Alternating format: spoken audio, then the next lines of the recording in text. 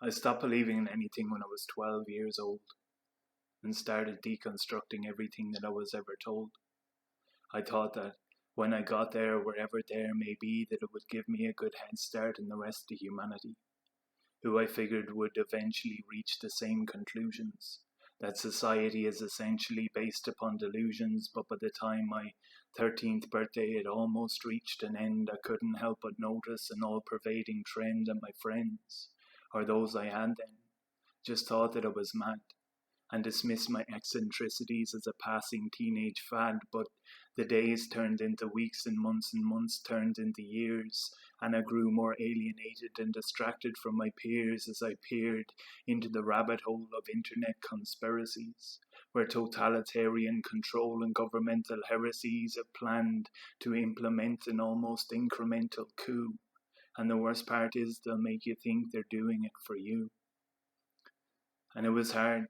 to talk about those things without just sounding strange, or like the last known living outpost of the mentally deranged, just to mention 9/11 to the blissfully naive, or to talk about the moon landing to those who still believe that not only was it possible, back in 1969, to simply live stream the event to millions at a time when we had yet to figure out how to put wheels in a suitcase for more than 220,000 miles away in space, but it was also plausible to trust the deep regime, who some say silenced Dr. King for his right to have a dream, or who framed Lee Harvey Oswald for the death of JFK and ran Project MK Ultra alongside the CIA. And they've a right to those beliefs, of course, though I still stand accused of not quite sharing their directives, their perspectives, or their views, as in, I'd sooner trust the lioness to mind my pet gazelle than I trust most politicians with the basic truth to tell. But I don't think I need a tinfoil hat for questioning the news, or for suggesting that the planet's population is abused by a power that's invested in the privilege of the few who've devoured and digested all we used to see as true. Because there was a time, I'm sure, when that was simply common sense, though now to call it common likely causes some offence, or it's proof I must be sentenced to the ignorance is bliss society for the prevention of the right to still exist. But I spent years of being a martyr, hoping one day I might live, till I learned some people take from you no matter what you give. And though I spoke to crowds of thousands from all corners of this land, I went home to the post office with my pauper's cap in hand, while the wolves in woolen sweaters saw their right to use the arts, for the profit to their pockets and to better play the parts of the token wooden soldiers as they marched us to the flames of another rigged agenda in these power-ridden games. But I lost my faith in who I was and everything I did. And the only thing that saved me was the time spent with my kid.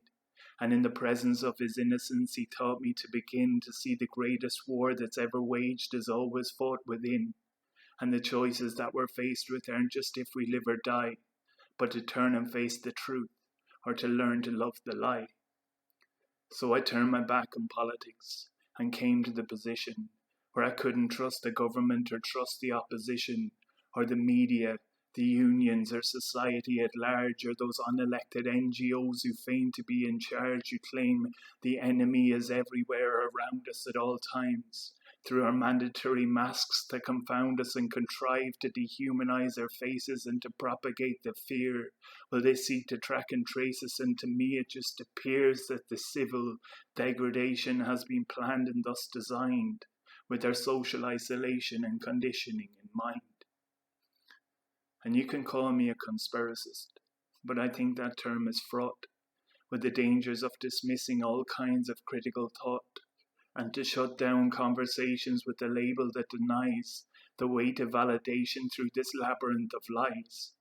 But if I wear a mask in shops, just to show the staff respect, that doesn't mean I can't see through the willful mass neglect of our elderly in care homes who are leaving life in fear by believing politicians who are trying to sound sincere while they're quoting things like Mean Girls just to take the utter piss, or the psychological impact at the heart of all of this. But I don't need for recognition or to pick and choose a side, because my primary ambitions are to see through the divides that are carefully and consciously and constantly imposed by a nefarious agenda that's increasingly exposed, and to try to make the world a small bit better for my son and for the sake of all the future generations yet to come.